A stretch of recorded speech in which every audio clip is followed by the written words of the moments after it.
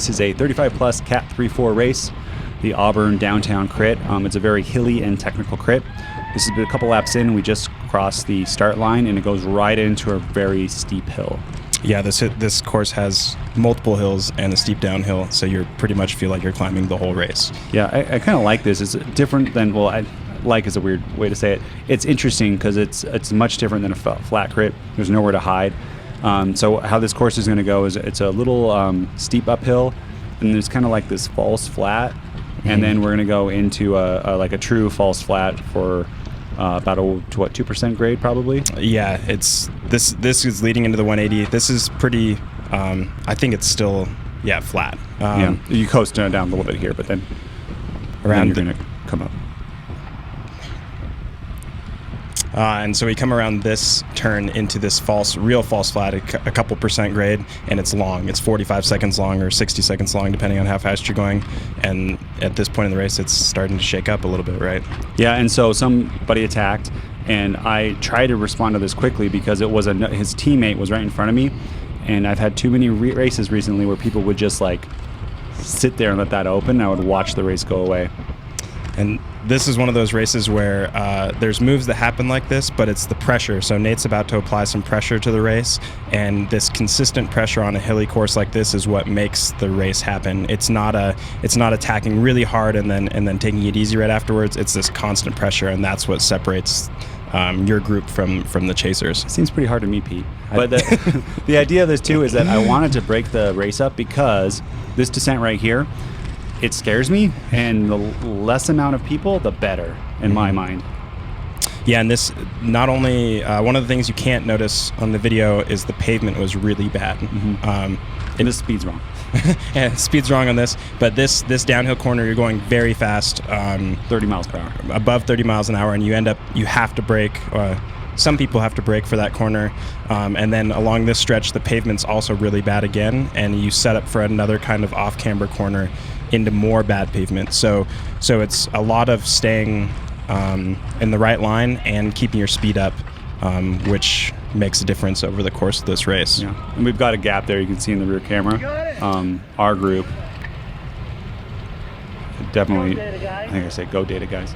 Go data guys, because there's 3 data guys in the group, and then 3 other people. Yep. And I'm kind of worried about it, but they actually didn't play a lot of games. What do you think they should have done in a group of 3 like that? Yeah, watching this, you kind of have one guy who's willing to work to keep the pace up. In a race like this, you can really see the other racers, so you know how your gap is holding strong or not holding strong. So they should have had one guy really working, one guy covering moves, and one guy getting ready to win the race in some way, shape, or form. And it sort of looks to me like they just kept rolling. Yeah, I mean, they're very strong people, and someone just bridged up.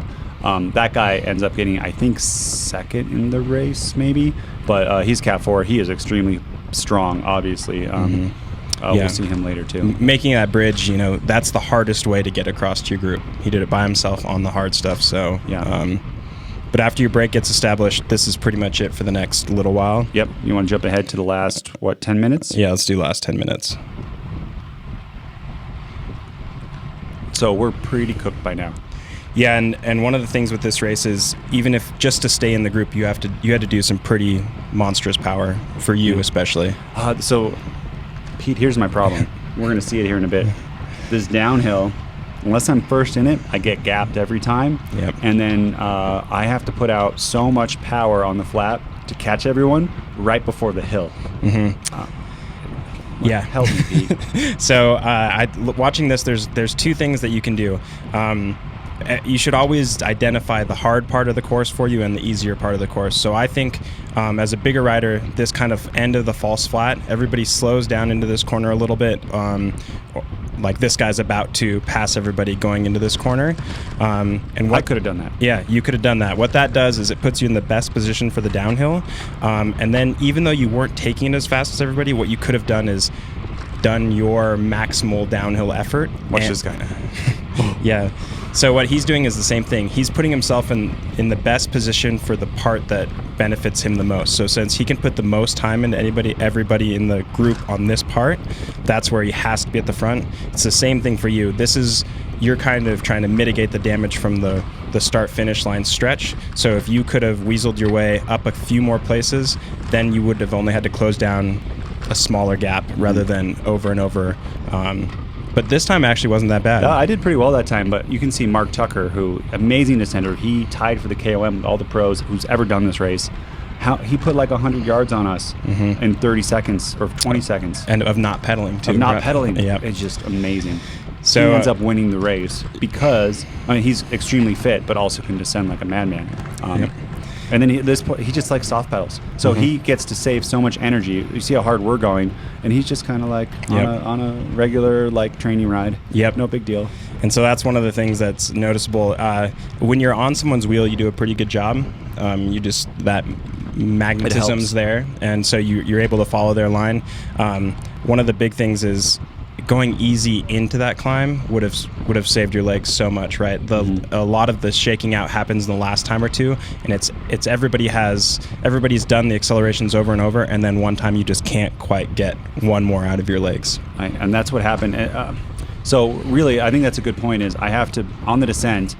It feels scary to be right on someone's wheel, but I think it is easier to descend right on someone's wheel because, especially for me, it just feels more comfortable having someone in front of you, especially if they're a good descender. And everyone in my group was good, besides me. Yeah, and picking someone who you feel comfortable following, that's like one mental check you don't need to worry about anymore. So if you just find the guy who you want to follow, like you're in a great spot right here, but look how slow you're going. So what you could do is in the next 10 seconds is do a little bit more power, kind of come up and around these guys, and going into the corner you'll be first wheel, and then they'll just all be forced to sit behind you. Yeah, besides Mark, because Mark attacked on that downhill. Yeah, and that's okay. The idea is you want to make more people behind you than are in front of you, so you have to close a smaller gap. Mark was smart too. He wasn't soloing, so he would just wait for everyone. So it was really just a rest period for him when everyone else was working. Yep. You'll see maybe on this one or one of these other ones coming up, I get gapped so hard. I think if I was the guys in white there, the data-driven athletes, I would have picked it up on the flats because I might not have been able. They could have dropped me. Yeah, it really only on a course like this, it only takes 30 or 40 feet, and then all of a sudden you can't catch back on. Yeah. So here it is again, and let's see if you maintain a little bit better. Kind of let the gap open up, and this was a steep downhill. Look at the speed. It was 31 right now. Yeah.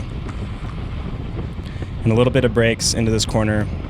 This corner didn't feel that satisfying to go through fast, so and then there's the gap a little bit. Yeah, look, I just did 800 watt little push to try to close it. This one was scary because it was off camber. And this pavement on the left side of the road right here is all really bad. There's a good reason those hay bales are there. And then look, so you're coming out of the last corner. It's only 40 feet, but look, you have to do 1,000 watts. Yeah. So this is where the data-driven athletes, every lap, if they would have pushed it a little bit, they would have tired me out. But you can see I just catch on right at the hill. Yep. And look, they're all going nice and slow, but now is the time to pick it up. So you only get 5 seconds of rest going into the climb. Yeah, so it's a huge thing that I need to work on is ascending that. And looking at early in the race, I'm not as bad as everybody. Like, I'm not the worst one descending, but in my race, people were just so much better. That I was not. They were so much better than my level. Yeah, and you are in the front group, so people who can corner on this course will kind of find their way to the front, and so you are better than a lot of the people, just not as good as the best people. Yeah, that's right. And that happens a lot of the time.